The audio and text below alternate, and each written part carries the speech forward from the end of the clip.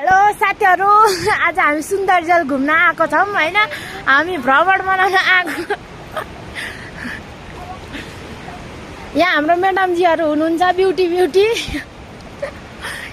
Main beauty अगाडि त्यहाँनिर ढलक ढलक कम्बर लड्काउँदै तर खतरा है ठाउँ चाहिँ।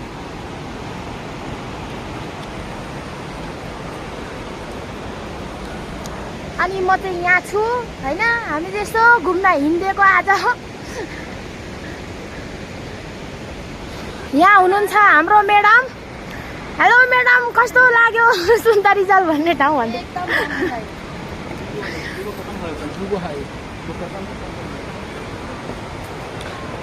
ममता, यता हेर्नु मिल्छ कि?